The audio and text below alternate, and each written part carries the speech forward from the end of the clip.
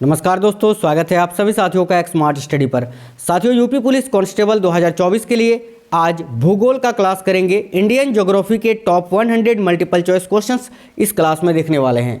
ये क्वेश्चंस बहुत ही इंपॉर्टेंट है और सिलेक्टेड है, जो कि इस बार आपसे यूपी पुलिस कांस्टेबल में पूछे जा सकते हैं। तो शुरू से अंत तक आपको देखना है, कहीं भी स्किप नहीं करना है। तो चलिए बिना देरी किए हुए क्लास को देखते हैं। पहला क्वेश्चन ये रहा और आज की क्लास का पहला क्वेश्चन है, भारत में तंबाकू के प्रचलन का श्रेय किसे दिया जाता है? काफ़ी महत्वपूर्ण प्रश्न है, तो ध्यान दीजिएगा। भारत में तंबाकू के प्रचलन का श्रेय किसको दिया जाता है, या भारत में तंबाकू को किसने प्रचलित किया था, ऐसा आपसे पूछ सकता है। तो याद रखना, पुर्तगालियों को। राइट आंसर आएगा ऑप्शन नंबर बी, पुर्तगाली। देखिए, पुर्तगालियों ने ही सबसे पहले भारत में तंबाकू को प्रचलित किया था, याद रखिएगा। अगला क्वेश्चन है, अटाला मस्जिद कहाँ स्थित है? काफ़ी महत्वपूर्ण है, तो भाई याद रखिएगा, अटाला मस्जिद जो है ये यूपी के जौनपुर में स्थित है। उत्तर प्रदेश के जौनपुर में स्थित है अटाला मस्जिद। तो राइट आंसर आएगा ऑप्शन नंबर ए, जौनपुर। आगे देखिए, पाकिस्तान ने इनमें से किस जगह पर विकसित किए जा रहे किशन गंगा हाइड्रो पावर परियोजना के निर्माण पर आपत्ति उठाई है? तो देखिए, काफ़ी महत्वपूर्ण प्रश्न है, याद रखिएगा। पाकिस्तान ने जम्मू कश्मीर में, ऑप्शन नंबर बी करेक्ट होगा, जम्मू कश्मीर में विकसित किए जा रहे किशन गंगा हाइड्रो पावर परियोजना के निर्माण पर आपत्ति उठाई है। तो राइट आएगा option number B, Jammu Kashmir. आगे देखिए, कौन से पर्वत हिमालय श्रृंखला का अंग नहीं है? तो देखिए, इनमें से कौन सा पर्वत श्रेणी है जो कि हिमालय का अंग नहीं है? तो साथियों देखिए ध्यान से, यहाँ आपका करेक्ट आंसर क्या हो जाएगा? काफ़ी महत्वपूर्ण प्रश्न है। तो साथियों देखिए, आरावली, काराकोरम, हिंदू कुश, ये सभी हिमालय श्रृंखला का अंग है, लेकिन कुनलुन जो है ना, ये हिमालय का अंग नहीं है। देखिए, कुनलुन जो है ये साथियों तिब्बत के पठार के उत्तर में स्थित और इसके और देखिए तारिम द्रोणी के बीच एक दीवार बनकर खड़े हैं। आपको बता दें, ये जो कुनलुन है ये पूर्व में, यह उत्तर चीन के मैदान में बेई नदी, याद रखना, बेई नदी के दक्षिण पूर्व में जाकर खत्म हो जाते हैं, ये आपको याद रखना है। तो कुनलुन जो है ये आपका हिमालय श्रृंखला का अंग नहीं है। आगे देखिए, अगला क्वेश्चन है, भारत की कुल जनसंख्या में अनुसूचित जनजाति आबादी का योगदान कितना है? तो याद रखना, भारत की कुल जनसंख्या में अनुसूचित जनजाति जो है एसटी, इनकी आबादी का योगदान कितना है? तो 8.6%। ऑप्शन नंबर सी राइट होगा। भारत में जूट का सर्वाधिक क्षेत्रफल कहाँ पर है, यानी भारत में सबसे अधिक जूट की खेती कहाँ पर होती है? तो वेस्ट बंगाल में। ऑप्शन नंबर बी, पश्चिम बंगाल करेक्ट हो जाएगा। आगे देखिए, कौन सी नदी भेड़घाट के समीप कपिलधारा जलप्रपात का निर्माण करती है? काफ़ी महत्वपूर्ण प्रश्न है साथियों। तो देखिए, नर्मदा नदी करेक्ट आंसर होगा। इनमें से वो कौन सी नदी है जो कि भेड़घाट के समीप कपिलधारा जलप्रपात का निर्माण करती है? तो नर्मदा नदी। अगला क्वेश्चन है, रेलवे के नवगठित जोन उत्तर पश्चिम रेलवे का मुख्यालय कहाँ है? तो याद रखना, उत्तर पश्चिम रेलवे जोन का मुख्यालय तो जयपुर में स्थित है साथियों, राजस्थान, जयपुर में। अगला है, ग्रीष्म काल में आने वाले तूफानों को निम्नलिखित में से किस राज्य में काल वैसाखी के नाम से जाना जाता है? तो देखिए, काल वैसाखी कहाँ पर कहा जाता है? तो पश्चिम बंगाल में। Option number D correct answer हो जाएगा। याद रखिएगा, उत्तर प्रदेश में इसको लू के नाम से जानते हैं, लू, याद रखना।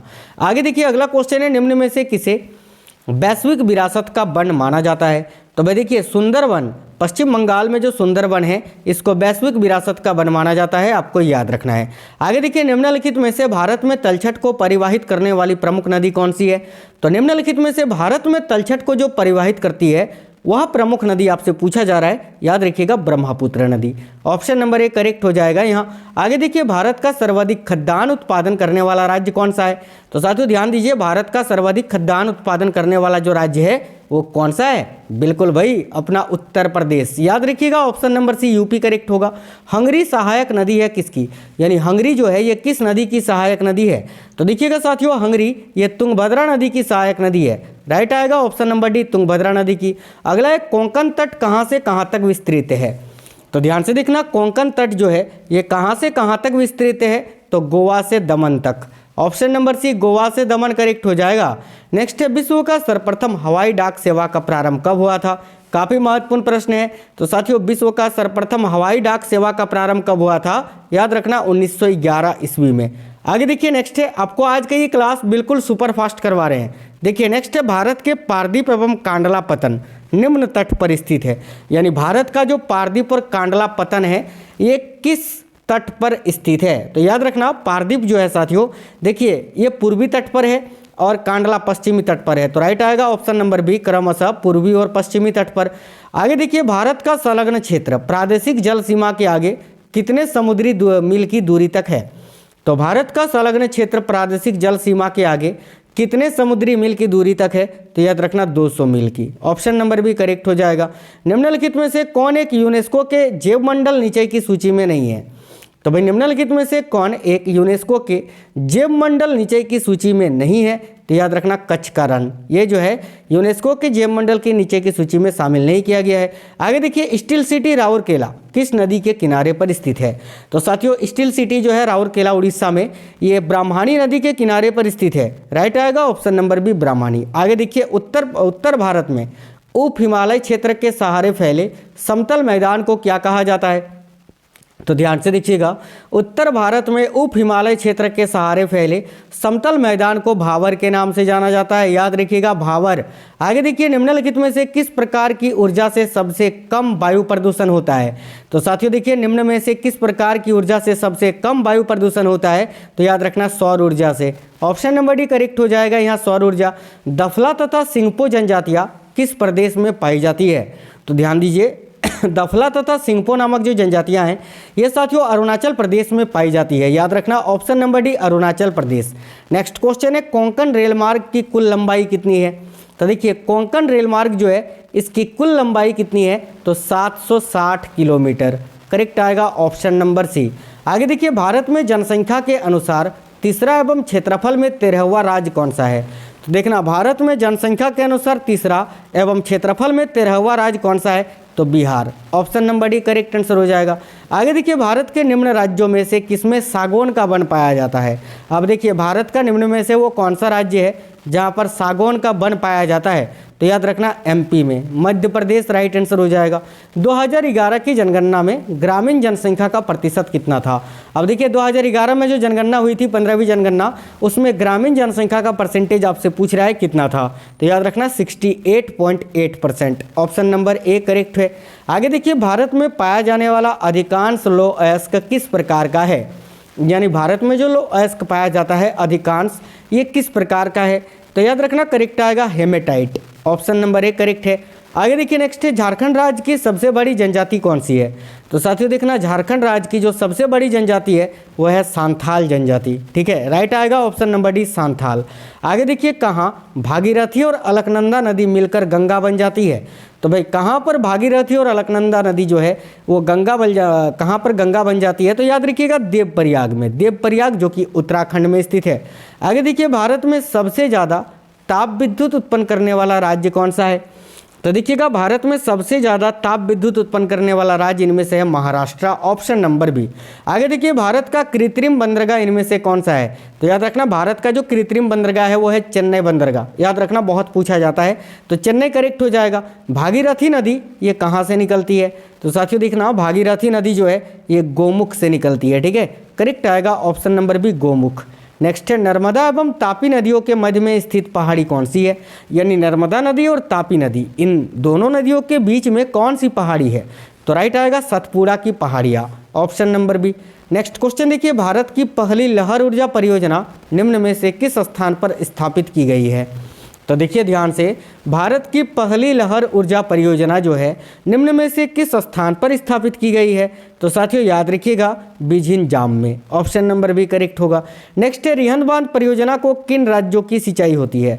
तो देखिए, रिहंद बांध परियोजना से किन किन राज्यों की सिंचाई होती है? तो याद रखिएगा, बहुत ही महत्वपूर्ण प्रश्न है, उत्तर प्रदेश और बिहार की। ठीक है, ऑप्शन नंबर सी राइट है। आगे देखिए, पालघाट दर्रा निम्नलिखित में से किन दो राज्यों को जोड़ता है? तो साथियों ध्यान दीजिए, पालघाट दर्रा ये किन दो राज्यों को जोड़ता है? तो केरल और तमिलनाडु को। ठीक है, ऑप्शन नंबर ए। देश की प्रमुख मोटर निर्माता कंपनी मारुति उद्योग लिमिटेड कहाँ पर स्थित है? ध्यान से देखना, देश की प्रमुख मोटर निर्माता कंपनी जो है मारुति उद्योग लिमिटेड, ये कहाँ पर स्थित है? तो गुड़गांव में। ऑप्शन नंबर बी गुड़गांव या गुरुग्राम याद रखना। जम्मू कश्मीर राज्य का वह हिस्सा जिस पर चीन का अधिकार है क्या कहलाता है? तो देखिएगा, जम्मू कश्मीर राज्य का वह हिस्सा जिस पर चीन का अधिकार है उसको अक्साई चीन कहते हैं भाई। याद रखिएगा, अक्साई चीन। नेक्स्ट है, भारत के किस राज्य को चीनी का कटोरा कहा जाता है? काफ़ी महत्वपूर्ण प्रश्न है, तो याद रखिएगा साथियों, भारत का वो कौन सा राज्य है जिसको चीनी का कटोरा कहा जाता है? तो याद रखना उत्तर प्रदेश को। ऑप्शन नंबर ए यूपी है ना। आगे देखिए, नेक्स्ट क्वेश्चन देखिए, विस्तृत आकार वाले खेतों पर यांत्रिक विधियों से की जाने वाली कृषि क्या कहलाती है? तो विस्तृत आकार वाले खेतों पर यांत्रिक विधियों से की जाने वाली जो कृषि होती है उसको विस्तृत कृषि बोलते हैं। ऑप्शन नंबर सी करेक्ट हो जाएगा। किस देश को यूरोप का रोगी या यूरोप का मरीज कहा जाता है? तो ध्यान से देखिए, इनमें से वो कौन सा देश है जिसको यूरोप का रोगी या यूरोप का मरीज कहा जाता है? तो भाई याद रखिए तुर्की को। ऑप्शन नंबर सी तुर्की करेक्ट होगा। फियोर्ड तट का देश किसे कहा जाता है? काफ़ी महत्वपूर्ण प्रश्न है।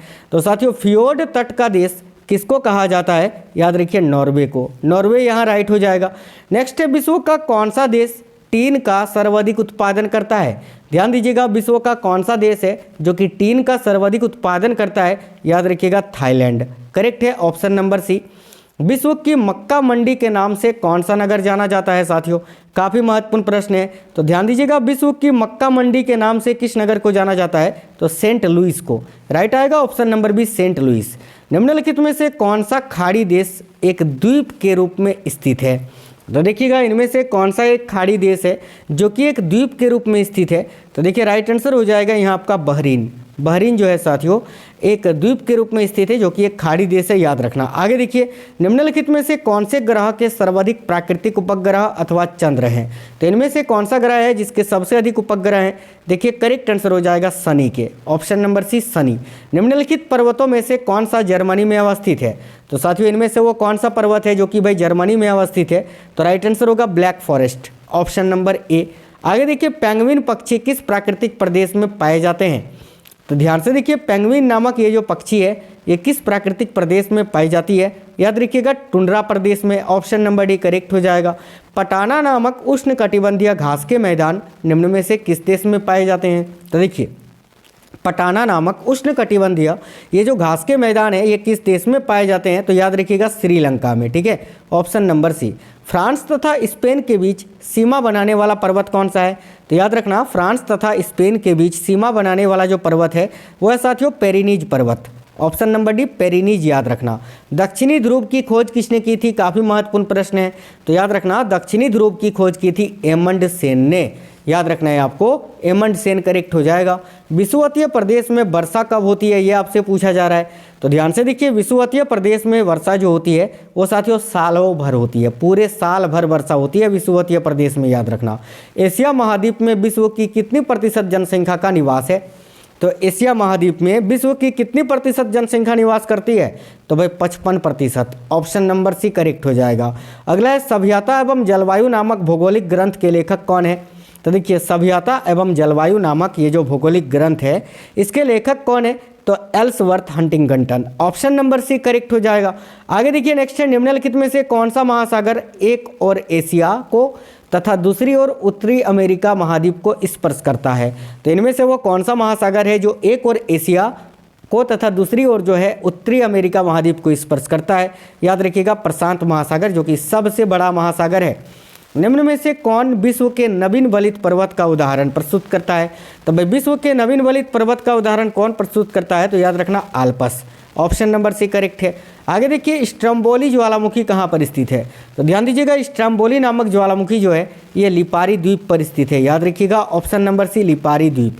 सर्वाधिक रबड़ की खेती ये कहाँ होती है? काफ़ी महत्वपूर्ण प्रश्न है। तो याद रखिएगा, सर्वाधिक रबर की खेती ये अमेजन तथा जायरे बेसिन में होती है साथियों। ऑप्शन नंबर सी करेक्ट हो जाएगा। विश्व में पेट्रोलियम का सबसे बड़ा आयातक देश कौन सा है? तो देखिए, विश्व में पेट्रोलियम का सबसे बड़ा आयातक जो देश है वो है आपका संयुक्त राज्य अमेरिका। ठीक है, ऑप्शन नंबर डी। अगला क्वेश्चन है, सेकंड न्यू फाउंडलैंड के नाम से प्रसिद्ध नगर कौन सा है? यानी सेकंड न्यू फाउंडलैंड के नाम से इनमें से किस देश को जाना जाता है? तो याद रखना करेक्ट आंसर हो जाएगा जापान को। Option number A Japan. आगे देखिएगा, निम्न में से कौन श्रम आधारित उद्योग है? यानी इनमें से कौन सा उद्योग है जिसमें सबसे अधिक परिश्रम या श्रम की आवश्यकता होती है? तो हीरा तराशना। देखिए, हीरा तराशना जो है ना ये काफ़ी मेहनती और काफ़ी श्रम का काम है साथियों। तो ऑप्शन नंबर बी राइट होगा। नेक्स्ट है, देखिएगा, देखिए माउंट एटना ज्वालामुखी किस द्वीप पर स्थित है? तो भाई याद रखना, माउंट एटना नामक ये जो ज्वालामुखी है ये सिसिली द्वीप पर स्थित है साथियों। ऑप्शन नंबर बी सिसिली द्वीप। निम्नलिखित में से कौन सी गैस ज्वालामुखी उद्दीपन के समय नहीं निकलती है? तो ध्यान से देखिए, इनमें से कौन सी गैस है जो ज्वालामुखी उद्दीपन के समय नहीं निकलती है? याद रखिएगा ऑक्सीजन। करेक्ट आएगा ऑप्शन नंबर ए। अगला क्वेश्चन है, डोलड्रम क्या है? तो भाई देखिएगा, डोलड्रम क्या है? तो तो भूमध्य रेखा के आसपास अल्प दाब का क्षेत्र है ये ना, तो राइट आएगा ऑप्शन नंबर बी। अगला है ज्वालामुखी की सक्रियता अधिक पाई जाती है कहाँ? तो ध्यान से देखिए, ज्वालामुखी की सक्रियता अधिक कहाँ पर पाई जाती है? तो भाई जापान में, राइट आएगा ऑप्शन नंबर बी जापान। निम्नलिखित देशों में से किसे झीलों की वाटिका कहा जाता है? तो देखिए निम्नलिखित में से वो कौन सा देश है जिसको झीलों की वाटिका कहा जाता है? याद रखना फिनलैंड को। आगे देखिए अग्निवलय किसे कहा जाता है? काफ़ी महत्वपूर्ण प्रश्न है, तो याद रखिएगा अग्निवलय ये प्रशांत परिमेखला को कहा जाता है। ऑप्शन नंबर सी करेक्ट होगा। देशांतीय दूरी 1 घंटे के समय अंतराल के बराबर होता है, मतलब कि आपको बताना है कि 1 घंटे में कितने डिग्री देशांतर होती है। तो साथियों देखिए 1 डिग्री देशांतर को घूमने में 4 मिनट का समय लगता है, तो 1 घंटे में आपका होता है 60 मिनट। ठीक है, 1 घंटे में आपका 60 मिनट होता है। तो यहाँ पर एक डिग्री घूमने में अगर 4 मिनट लगता है तो भाई 60 मिनट घूमने में ये 60 मिनट में मतलब कि कितना डिग्री घूमेगा? तो इसको अगर हम डिवाइडेड करते हैं तो 15 डिग्री आता है, तो राइट आएगा 15 डिग्री ऑप्शन नंबर ए। सिंधु नदी की एक सहायक नदी जो हिमाचल प्रदेश से होकर बहती है वह कौन सी है? देखिए काफ़ी महत्वपूर्ण प्रश्न है। तो सिंधु नदी की एक सहायक नदी जो कि हिमाचल प्रदेश से होकर बहती है सतलज नदी है। Option number B Sutlej correct हो जाएगा। कौन सी अक्षांश रेखा भारत के मध्य से होकर गुजरती है? काफ़ी महत्वपूर्ण प्रश्न है। तो देखिएगा कौन सी अक्षांश रेखा है साथियों जो कि भारत के मध्य से होकर गुजरती है? याद रखिएगा कर्क रेखा। ऑप्शन नंबर ए करेक्ट हो जाएगा। निम्नलिखित में से कौन, ठीक है, ऊर्जा के गैर परंपरागत स्रोत की श्रेणी में आता है? तो ध्यान दीजिए निम्नलिखित में से कौन ऊर्जा के गैर परंपरागत स्रोत की श्रेणी में आता है? तो याद रखना बायोगैस। देखिए ऑप्शन नंबर डी करेक्ट हो जाएगा। अगला है तेल एवं प्राकृतिक गैस आयोग की स्थापना कब हुई थी? काफ़ी महत्वपूर्ण प्रश्न है, ध्यान दीजिएगा। तो देखिए तेल एवं प्राकृतिक गैस आयोग की स्थापना 1956 में हुई थी साथियों। देखिएगा ऑप्शन नंबर डी 1956 में। अगला क्वेश्चन है लेप्चा तथा भूटिया जनजातियों का निवास क्षेत्र कहाँ है? तो देखिए लेप्चा तथा भूटिया जनजातियों का निवास क्षेत्र ये कहाँ पर है? तो सिक्किम राज्य में। ऑप्शन नंबर ए सिक्किम। नेक्स्ट है तुजू दर्रा भारत को किस देश में जोड़ता है? तो देखिए तुजू दर्रा जो है ये भारत को म्यांमार के साथ जोड़ता है। याद रखिए ऑप्शन नंबर बी करेक्ट होगा म्यांमार। अगला क्वेश्चन है दूध उत्पादन में भारत का विश्व में कौन सा स्थान है? तो साथियों ध्यान दीजिए दूध उत्पादन में भारत का विश्व में प्रथम स्थान है। ठीक है, पहला स्थान। दूसरे नंबर पर अमेरिका आता है। अगला है भील जनजाति मुख्य रूप से कहाँ पर निवास करती है? तो देखिए भील जनजाति जो है ना, याद रखना राजस्थान, गुजरात और मध्य प्रदेश इन तीनों राज्यों के सीमावर्ती क्षेत्रों में। ठीक है, तो करेक्ट आएगा ऑप्शन नंबर डी। आगे देखिए भारत में वृक्षारोपण उत्सव जिसे वन महोत्सव के नाम से जाना जाता है इसके जन्मदाता कौन है? तो साथियों भारत में वृक्षारोपण उत्सव जिसे वन महोत्सव के नाम से जाना जाता है इसके जन्मदाता कौन है भाई? तो K M. Munshi. Option number C right होगा। कावेरी नदी के तट पर कौन सा शहर स्थित है? काफ़ी महत्वपूर्ण प्रश्न है, तो याद रखिएगा कावेरी नदी के तट पर कौन सा शहर स्थित है? तो तिरुचिरापल्ली। ठीक है, करेक्ट है ऑप्शन नंबर ए। आगे देखिए भारत में मिलने वाला अधिकांश कोयला किस भूभाग में निक्षेपित हुआ है? तो याद रखिएगा भारत में मिलने वाला जो अधिकांश कोयला है वो किस भूभाग में निक्षेपित हुआ है? तो गोंडवाना लैंड में। Option number B Gondwana. आगे देखिए हिमालय पर्वत की एक श्रेणी अराकानियोमा ये कहाँ पर स्थित है? तो साथियों हिमालय पर्वत की ये एक श्रेणी है अराकानियोमा और ये कहाँ पर स्थित है? याद रखिएगा म्यांमार में। Option number B Myanmar. Next question है पूर्ण साक्षरता हेतु कितने प्रतिशत जनसंख्या को साक्षर होने का न्यूनतम मानदंड निश्चित किया गया है? तो देखिए पूर्ण साक्षरता हेतु कितने प्रतिशत जनसंख्या को कितने प्रतिशत जनसंख्या को साक्षर होने का न्यूनतम मानदंड निश्चित किया गया है? तो याद रखिएगा 95%। ऑप्शन नंबर सी करेक्ट हो जाएगा। सिंधु नदी की कुल लंबाई उतनी ही है जितनी की ब्रह्मपुत्र की, तो वह लंबाई कितनी है ये आपको बताना है। तो ध्यान दीजिए सिंधु नदी की कुल लंबाई उतनी ही है जितनी की ब्रह्मपुत्र नदी की।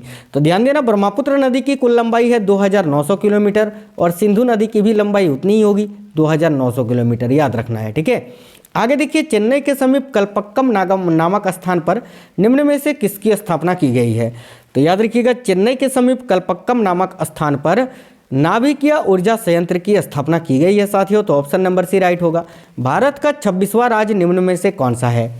तो ध्यान दीजिए भारत का 26वां राज्य निम्न में से कौन सा है? तो छत्तीसगढ़ करेक्ट हो जाएगा। Option number D. निम्नलिखित में से किस नदी का उद्गम स्थल भारत में नहीं है? तो देखिए निम्न में से वो कौन सा नदी है जिसका उद्गम भारत में नहीं होता है? याद रखिएगा सतलज नदी का। ठीक है, बाकी ब्यास, चिनाब, रावी ये तीनों नदी का उद्गम भारत में ही है। पूर्व मध्य रेलवे का मुख्यालय कहाँ पर स्थित है? तो देखिए पूर्व मध्य रेलवे का मुख्यालय हाजीपुर में स्थित है। करेक्ट आएगा ऑप्शन नंबर बी। निम्न में से कौन पोतासराय नहीं है? तो देखिए इनमें से कौन सा पोतासराय नहीं है? कांडला भी है, कोच्चि भी है, मंगलोर भी है, बेंगलुरु नहीं है। Option number C Bengaluru correct आएगा। उत्तर पूर्वी भारत की सबसे बड़ी झील जो है लोकटक झील, ये किस राज्य में है? तो साथियों देखिएगा, उत्तर पूर्वी भारत की सबसे बड़ी झील है ये लोकटक झील और ये मणिपुर में स्थित है। आपको याद रखना है मणिपुर में। आगे देखिए नाथपा झाकरी परियोजना, ये किस राज्य में स्थित है? काफ़ी महत्वपूर्ण प्रश्न है, तो याद रखिएगा साथियों, नाथपा झाकरी परियोजना ये हिमाचल प्रदेश में स्थित है। ठीक है, option number B Himachal Pradesh.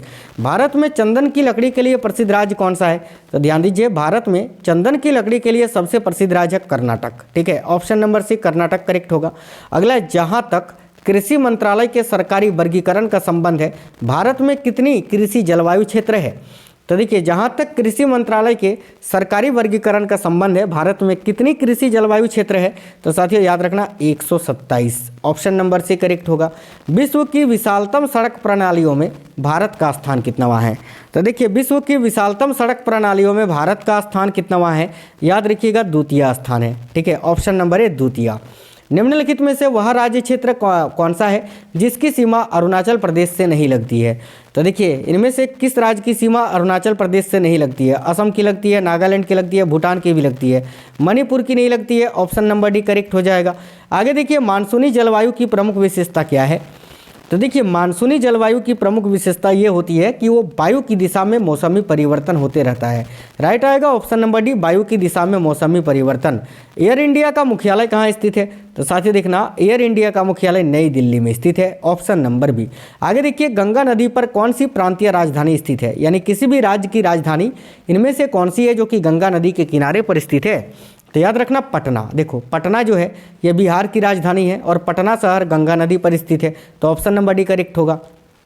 निम्नलिखित में से वह राज्य कौन सा है जो गेहूं की खेती नहीं करता है? तो साथियों देखिए निम्नलिखित में से वह राज्य जो गेहूं की खेती नहीं करता है, याद रखना तमिलनाडु। तमिलनाडु राज्य गेहूं की खेती नहीं करता है। भारत में सबसे अधिक गेहूं का उत्पादन यूपी में होता है, उत्तर प्रदेश में, याद रखना। आगे देखिए भारत के किस नगर को इलेक्ट्रॉनिक उद्योग की राजधानी कहा जाता है? तो साथियों देखना करेक्ट आंसर हो जाएगा बेंगलुरु को। ठीक है, भारत का वो कौन सा नगर है जिसको इलेक्ट्रॉनिक उद्योग की राजधानी कहा जाता है? तो बेंगलुरु को। आगे देखिए नीली क्रांति किससे संबंधित है? तो साथियों याद रखिए नीली क्रांति का संबंध किससे है? तो भाई मत्स्य उत्पादन से। Option number C. अंतिम क्वेश्चन है देखिएगा, कोच्चि का जुड़वा नगर किसको कहा जाता है? तो भाई याद रखिएगा साथियों, कोच्चि का जुड़वा नगर जो है ना एर्नाकुलम को कहा जाता है। ऑप्शन नंबर ए। यूपी पुलिस कांस्टेबल एग्जाम 2024 के लिए आज भूगोल का क्वेश्चंस थे, बहुत ही महत्वपूर्ण थे, तो जो मैंने आपको कराए चैनल के अंदर यूपी जीके के तो भर भर के क्वेश्चंस करवाए हैं, आप लोग जाकर देख लेना। बाकी ऑल इंडिया जीके के भी बहुत सारे क्लासेस मैंने करवाए हैं यूपी पुलिस कांस्टेबल के लिए, आप लोग जाइए और देख लीजिए। साथियों मिलते हैं नेक्स्ट क्लास में, तब तक के लिए जय हिंद, वंदे मातरम।